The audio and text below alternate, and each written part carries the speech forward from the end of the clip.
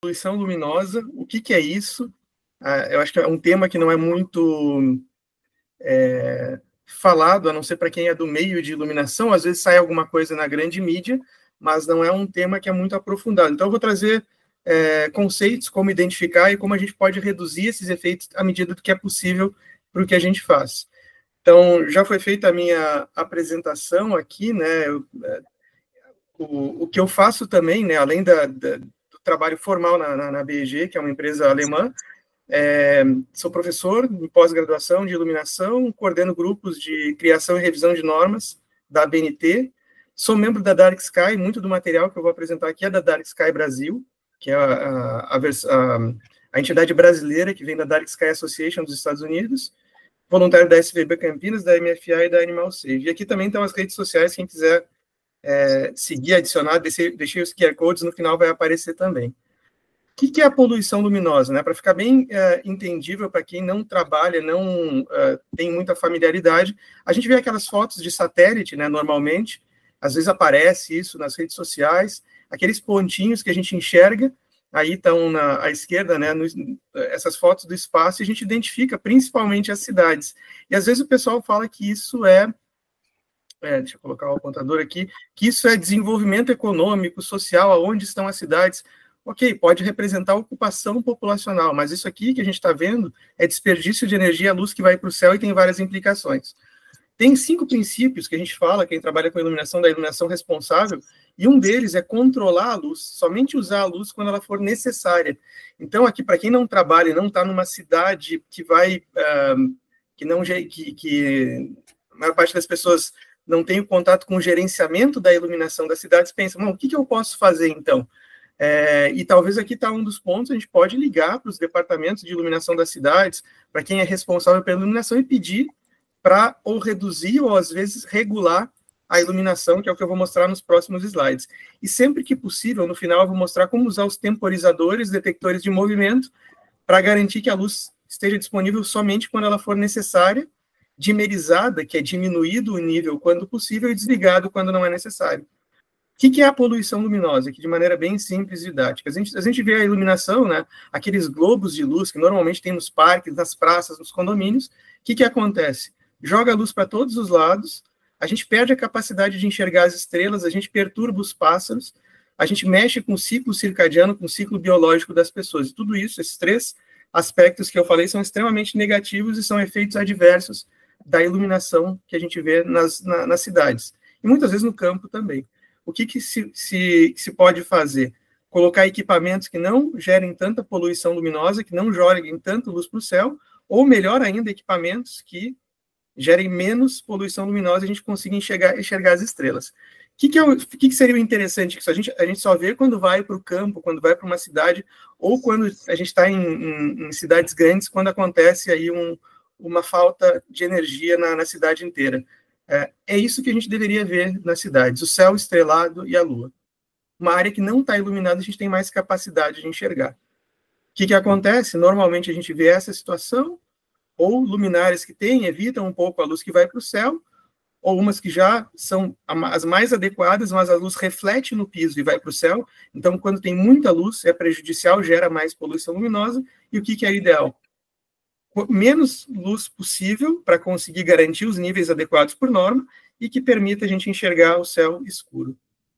O que gera essa poluição luminosa nas cidades? Né? A luz direcionada para cima, a luminária, a luz que deveria ser útil, que está aqui, a área que a gente quer iluminar, mas a luminária ela tem defeitos, ela não é bem projetada normalmente, gera ofuscamento nas pessoas, que impede as pessoas de enxergar.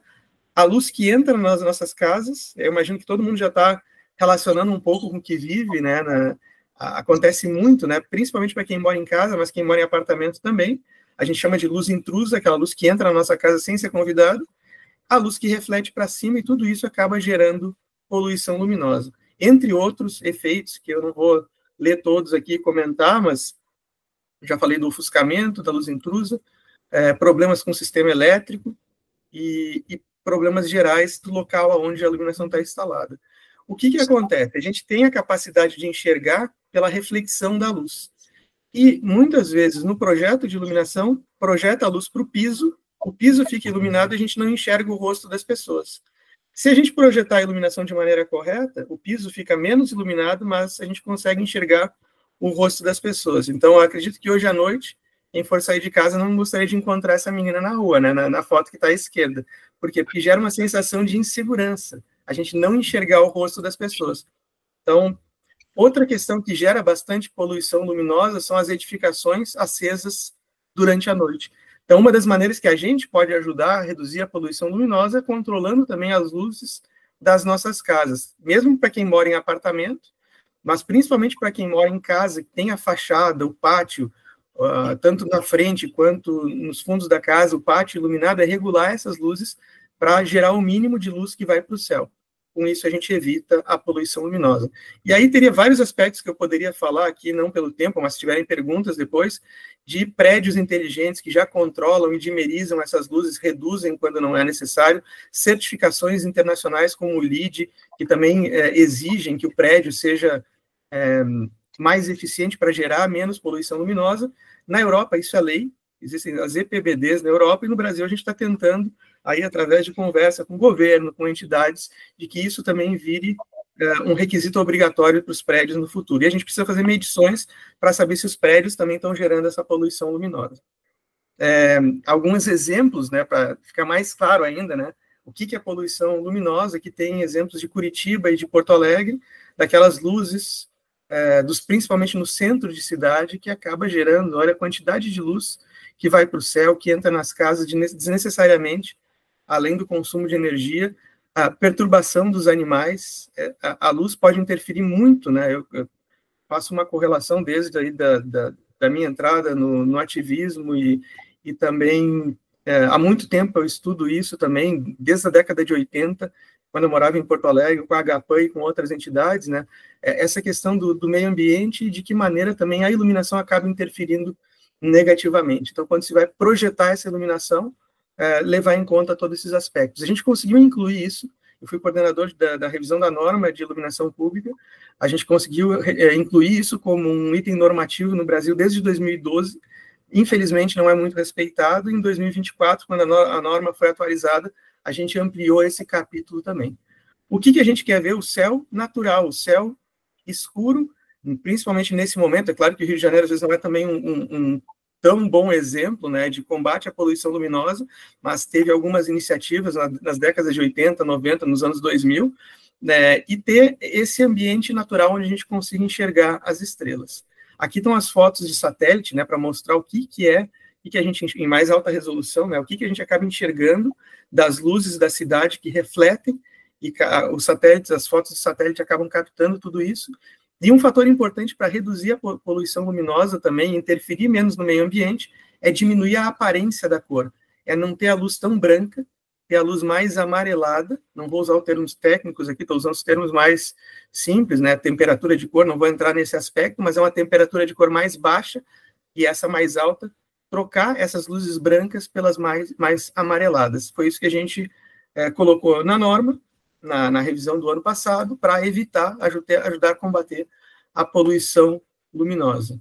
E uma das maneiras de fazer isso é o que a gente chama de telegestão, é o controle remoto do ponto de luz, que isso pode ser feito numa casa, nas automações, aí com as Alexas, com outros sistemas, e na iluminação pública de forma remota, para ligar e desligar e reduzir o fluxo de luz. Isso aumenta a segurança, economiza energia e reduz custos de manutenção. Então, isso já está na norma, o que eu estava falando, a gente conseguiu incluir na revisão de 2024 o que a gente chama de iluminação adaptativa, que é adaptar os níveis de iluminação para gerar menos poluição luminosa. Então, isso já é permitido hoje, que em determinados horários da noite, ruas, avenidas, praças, parques diminuam o nível de iluminação, claro, levando em conta sempre a segurança da população, que iluminação não resolve o problema de segurança, mas está ligado diretamente, né, à sensação de segurança, mas que essa iluminação possa ser dimerizada. E a temperatura de cor correlata em função de pesquisas que indicam que luz com muito conteúdo de azul, que é aquele branco supermercado, aquele branco farmácia, tem efeitos não visuais no nosso corpo, sobre a saúde do corpo humano, principalmente nos padrões de sono e vigília. Então, muita luz azul antes de dormir é prejudicial para o sono. Por isso, deve-se limitar a temperatura de cor, aquela temperatura de cor mais baixa, 2.200 Kelvin, que chama, mais amarelada, como tem aqui, e em grandes vias em 2.700, que já é um branco um pouco menos amarelado, mas mais puxando para o neutro, mas ainda que a gente chama de temperatura quente. Exceto para a faixa de pedestres, que precisa ser iluminada de uma maneira que o motorista enxergue o pedestre. Para finalizar, então, o que se faz hoje de tecnologia que existe, isso já está, isso aqui é a fonte de um fabricante internacional, mas eu procuro participar de tudo que é feira nacional e internacional de iluminação, e a gente vê isso não como uma tendência, mas já como uma realidade, que em determinados horários a luz está em 100%, outros já pode dimerizar, diminuir o nível de luz até 50%, ou às vezes até menos, entre meia-noite e 5 da manhã. Depois das 5 da manhã, entre 5 e 7 da manhã, volta ao nível mais alto e a temperatura de cor mais alta. Então, a gente está escrevendo um manifesto para que seja feita especificação técnica para que os municípios, as empresas privadas adotem essa iluminação adaptativa, adapta os níveis de iluminação, controlável, através de comandos de forma remota, controla a distância da iluminação, e dinâmica, porque muda o branco, de um branco mais frio para um branco mais quente em determinados horários da noite, para diminuir o impacto da luz elétrica no meio ambiente. Com isso, aqui são temas mais técnicos, né, os benefícios do controle da iluminação, em função da curva de depreciação da luminária, do nível de luz perfeito e das horas da noite, das 7 da noite até as 7 da manhã, como é possível dimerizar, economizar energia e agredir menos o meio ambiente. Então, esses são os benefícios do controle da luz. É claro que aí, cada um pode, à medida que controla a luz da sua casa, também pode usar essas técnicas, e como eu falei, pode entrar em contato com as prefeituras das suas cidades para, às vezes, informar sobre uma iluminação que está incorreta, que está apontada para o céu, que está desperdiçando energia para que seja corrigido. Então, o objetivo hoje é falar um pouco sobre isso. E o último slide, um guia de boas práticas, né? Qual a bibliografia que a gente tem sobre isso? Usar esses guias de boas práticas no planejamento de qualquer iluminação para estruturar projetos de iluminação nas licitações públicas, nas gestões de contratos privados, incluir sempre o combate na poluição luminosa nas normas dos documentos. E aqui tem um guia, né, que depois, se quiserem, eu compartilho o link aqui, Identificação e Combate à Poluição Luminosa, do Laboratório Nacional de Astrofísica, onde, há mais de 10 anos, eu ajudei o professor Saulo a construir esse guia também, e vários outros profissionais também, para identificar e combater a poluição luminosa, de uma maneira bem simples, né? O que é correto? O incorreto é jogar a luz diretamente para o céu, o aceitável é jogar frontalmente numa fachada. O correto já mais correto seria iluminar de cima para baixo para evitar a luz voltada para o céu. E para as luminárias, para os condomínios, para as casas, não usar aquele globo de luz, usar luminárias voltadas para baixo, evitar esses ângulos aqui, ó, que direcionam a luz para cima, e jogar a luz diretamente para baixo. Procurei cumprir, não sei se eu estou no tempo aí, acho que uns 10 minutos. Então, aqui de novo meus contatos, e-mails, telefone, Instagram e LinkedIn. E obrigado aí pela oportunidade de apresentar esse tema.